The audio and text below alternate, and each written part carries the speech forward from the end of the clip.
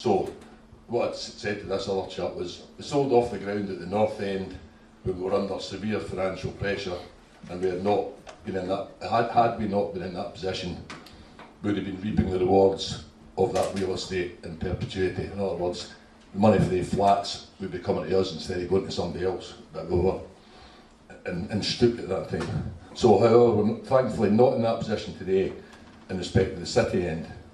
So it's a considered view of the board that we should take our time in this development and do it well, rather than doing it quickly.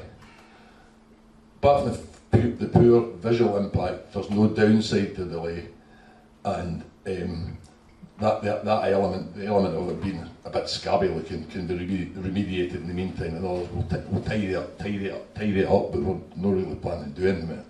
Whatever final solution is reached, it will be an expensive exercise, indicatively £5 to £10 million, that kind of money. And the board's unwilling at this juncture to finance this massive debt, particularly when there's no imperative to do so. What's the rush of Partick looks like a mess. We can't fill the seats we've got, so we don't need more seats. We're also unwilling to sell part of Firhill under any foreseeable circumstances. We've sold off a bit already. We want to try and keep the whole thing at the integrity of what we've got, basically. But once this project is complete, in other words, and once we decide what we're doing with it, it needs to be right. And the main thing is, it's forever. So we have to get it right. If we get it wrong, it's a big task to undo it. We don't require any additional seating, hospitality, or office accommodation. So it would make more sense to keep this under review in the meantime, rather than do something just for the sake of it. So the current thinking, a realistic time frame for redevelopment would be 3 to 5 years, who knows. However, a good option might materialise sooner. We are speaking to other interested parties, people will give us ideas, but nothing tangible. Or conversely, the decision could be delayed beyond the current thinking.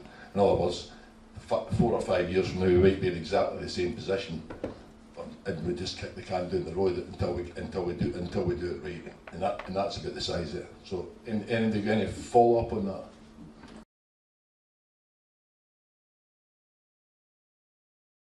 No, the current thinking, and the board, that question obviously has come up at a previous board meeting, talking out of school, discussed in the board meeting, not allowed to do that and get sacked. Right? But we're all of the same view.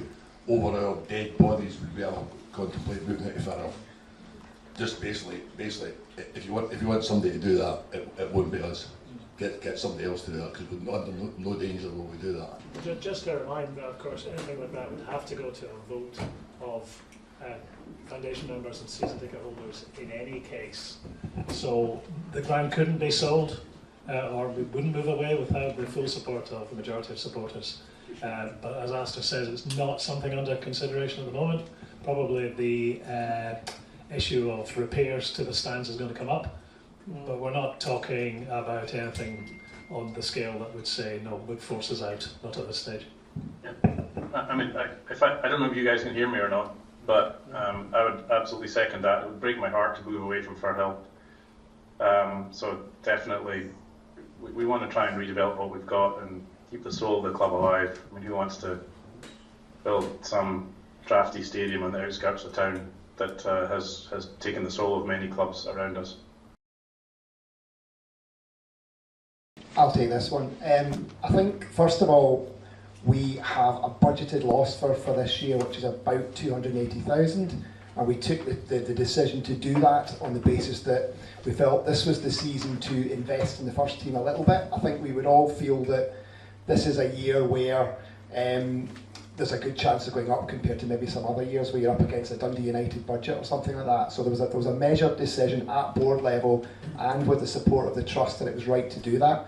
It's worth saying that the original budget that we presented to the trust was a break-even budget, and where we went from a break-even budget to this loss-making budget was we removed some of the level of fan revenues we'd assumed. We'd assumed more money from Centenary Fund, more money from 50/50s, more money from tickets and things like that, and we felt that maybe that was a little bit too aggressive, so we took that out of the budget but still kept the investment in the playing budget. And as is in the financial statement, and as Donald alluded to earlier, he's very kindly topped that up a little bit to give us an even more competitive budget. The challenge we've got is we haven't started on the pitch as we'd like to, but there's plenty of time still to go in the season, and we've got a young squad, a young manager who've got to work together and have got to build something, and the Championship's a funny league, we know that. We know teams are going to lose. Actually, just to give a little bit more background on the playing squad, we targeted a mix of youth and experience, but the focus on youth is based on if we can recruit well 19, 20, 21-year-olds from English Premier League academies, it gives us potential to develop a player that we can sell on. So even that part of let's say my investment or my deployment of cash is targeted on making something sustainable out of the football budget also. I think one last point on what I was saying. So we have that budget. The bit we took out was the fan revenue section.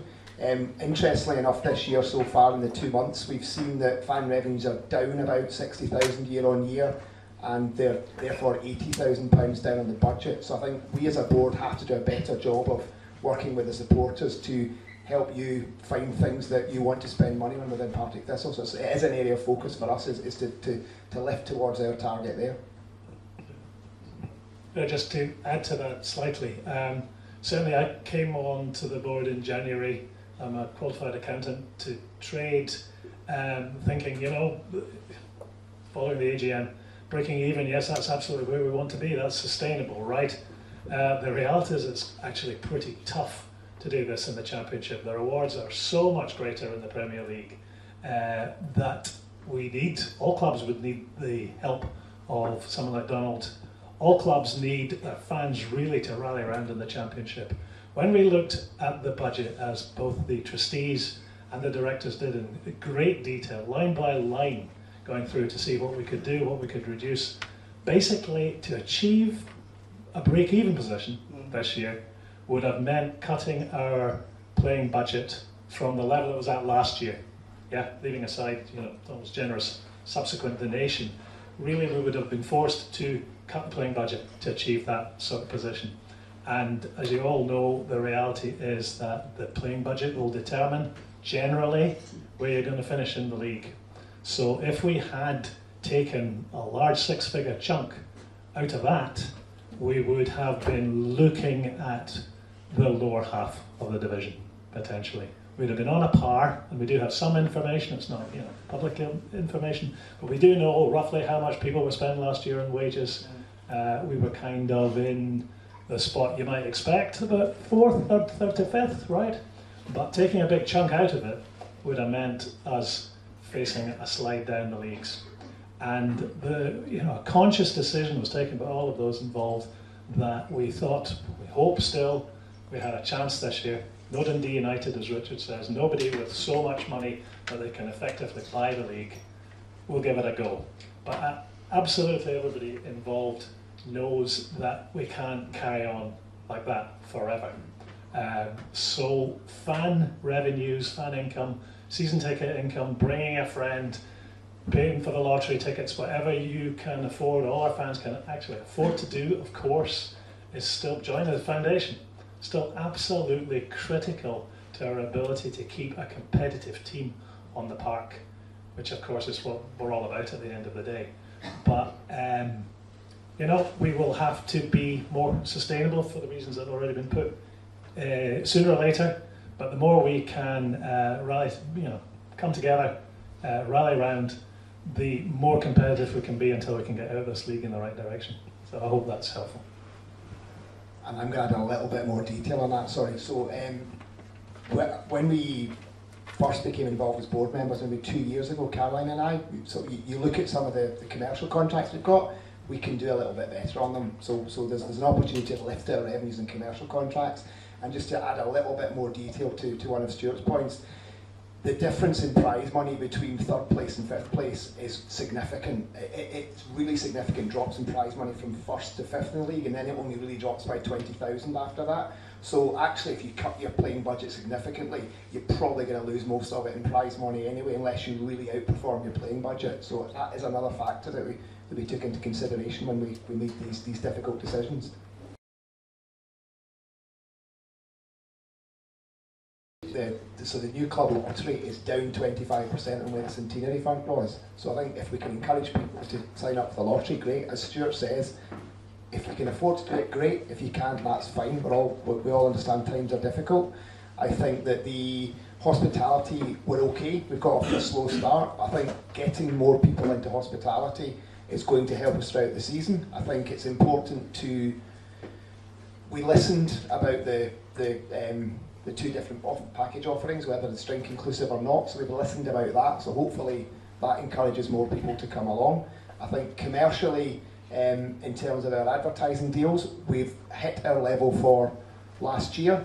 We are still about 10% down our aspirational budget for the year, but I think we can close it. There's a number of deals out there. I believe that if we land everything that's out at proposal stage, we pretty much get to our budget for the year, which is up, I think, 50,000 from the prior year, and it's up significantly from what it was 2 years ago. So we are lifting our commercial revenues. Season tickets were a little bit behind, so our season tickets are flat year on year, and we budgeted to put an extra 10% on our season tickets. So there's one game left, really before season tickets will stop. So we put an offer out today, which will hopefully encourage more people to take up a season ticket. I think that cost-wise, there's one or two areas that we need to tighten our belts on a little bit, where we've maybe got ahead of ourselves. I don't think it's fair to disclose to those managing budgets right now where they are, but we need to tighten our belts in one or two areas, and we have action plans in place to do that.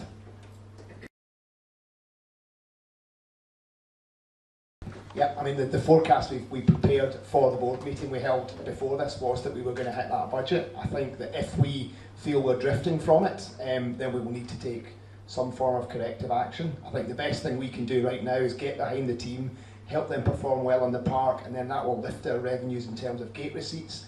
It will lift people coming to Firhill to watch Thistle play, so we just need to get behind the team. The worst thing we can do is not support the team, see the team struggle on the pitch, and then it does become more challenging as gates fall, as prize money falls, all these sorts of things. So we as a group need to get behind the team out there on the pitch.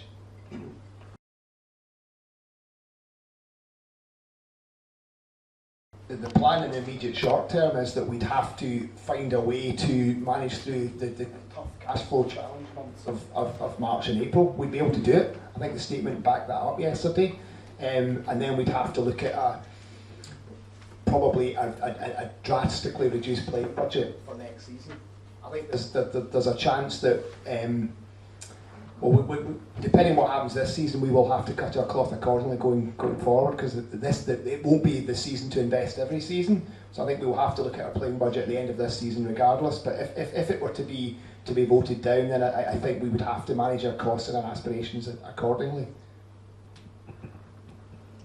I mean, I myself, I put an offer on the table more than 1 year ago over two tranche offering of 500k plus 500k. Since then, I've brought a lot of my friends to Firhill, and they've fallen in love with the place. Many of them wish to co-invest. The deal's been on the table for some time. It's up to the fans to vote for it. If you don't want it, then I won't be offended. If you would rather try and find some better deal somewhere else, that's okay too. I'll still come to Firhill. I'm still a season ticket holder. I'll still be a fan, and I'll do what I can out with that. I mean, it's on the table for you guys if you want it. Take it. If not, again, I won't take it personally. I'm not sure, as a fan, why anyone would want to vote that down, to be perfectly honest. It would still leave, and Richard will correct me the exact statistic, but it'll still 65.3. So 2/3 basically of the club will still be owned by fans, but we will have money, for example, to go about fixing the roof and fixing the rendering on the main stand with all the trees growing out of it, for example. Now, a good chunk is likely to be earmarked for that. More information will be provided. Why would we not want that? I don't see what the downside is. People have said, well, two folk have suggested quite rightly, well, we can't go back to the well over and over again, and that's right, of course. But Donald's emphasised that this money is for infrastructure. It's not about control. It's helping Partick Thistle as a business. Yeah, we're not about to just give away the shares that we fought so hard to get. But in the context of what we're talking about here, I really don't see any downside and plenty of upsides.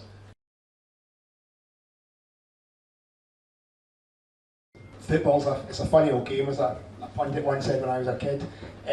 Unfortunately, injuries, we had to pay for some operations to some of our squad members, and the operations aren't cheap. It's just these things happen. Some few unforeseen other things happened around the club.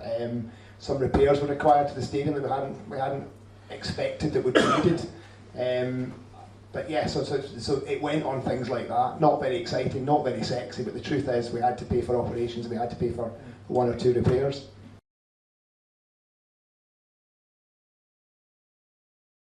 I think in terms of the CTA, I think one of the things that I was very keen to do when I sort of first became involved was to kind of really bring that to life. You know, what I didn't really want was, it would have been very easy to almost replicate that Exeter City document, and it becomes a document that gets filed in somebody's drawer. What I sort of really wanted to bring in, and we're in the process of doing that, is something that gets all of the stakeholders involved, the fans, you know, really bring that to life. So we did a couple of sessions before the end of last season around, with a number of different stakeholders around creating starting to create a vision for the club over the next 5 years. And what we're sort of starting to instigate now is how we bring that to life, you know, how we actually get some tangible actions around that. If I could just add to that, Derek, I mean, I think, so obviously new kid in the block, I've only been on the board a couple of months. Well, I've had a look at the Exeter City document, and it looks good in terms of being easy to adopt and adapt. So I think there's maybe a place for that, as well as bringing to life our development plan for all the areas that we want to improve, with setting goals, setting objectives, setting measures and KPIs that we can measure progress again over a 5-year cycle. So I think there's a place for both of those in our corporate governance suite. We've just finished a board meeting where the trustees joined us for part of that, and part of that discussion was around that very thing. So with the board have an action to go from here and get an internal discussion going to move that on.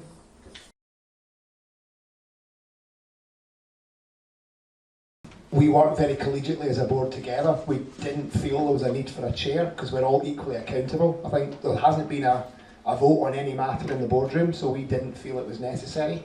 However, having listened to feedback from fans, etc., and from concerned supporters, we understand that there is a need for a focal point. So we discussed that need in the last board meeting. We just haven't had the conversation about who the chair will be, but I think we've realised that this is something that's important, or it's something that we will take on board and get back to you quickly on.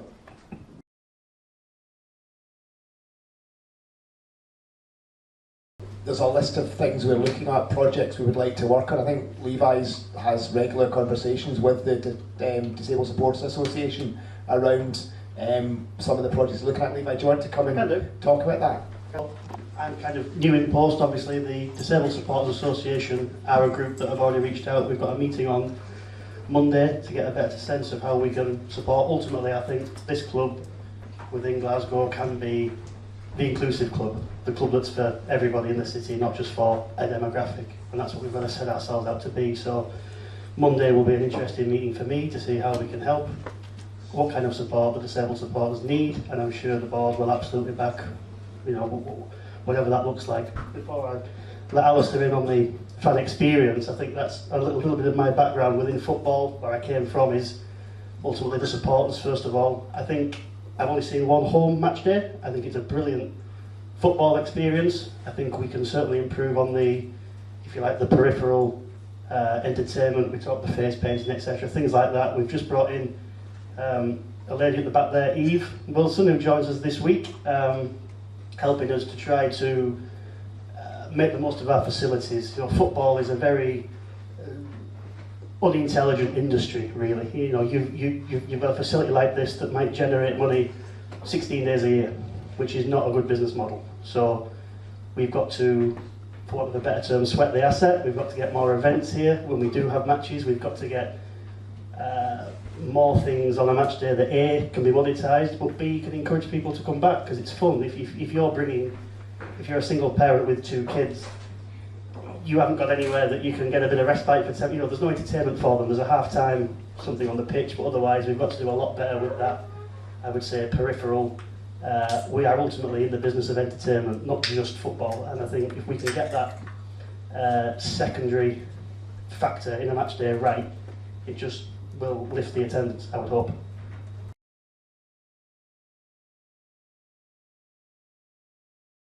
It's something we need to, I guess, speak to the council about it, because they will be in control of really boring stuff like where you can put signs up and things like that. But yeah, totally agree, it's something we should be looking at. I think it's something we'll take on board. Thank you. I'll just say thanks on behalf of the board for everyone that's turned up here tonight, Tuesday night. Very much appreciated. From the fan reps point of view, myself and Alistair, there's been a few comments and questions this evening about what I would describe as customer service. If customer service isn't what you expect, let us know. Come and speak to us. We'll try and do something about it. Thank you. Just to add to that, it's fantastic to see such a good turnout and so many people engaged. Like Richard said, we want to really up our communication levels with fans. From with Levi in place now, we're in a position to do that better. We've tried, I hope you'll agree, to answer everyone's question as fully and honestly as we're able. You might not have liked every answer, but on the other hand, less than 2 years ago, some of us were being threatened with being excluded from the ground for asking any questions at all. So we are moving forward. This is a fans club. Thank you all for coming. There must be 100 people in the room, so it's great to see that interest, that passion for Partick Thistle. So get out there, tell your pals, and let's get more people on the ground, and let's get those revenues I was moaning about earlier up. So thanks for coming, folks.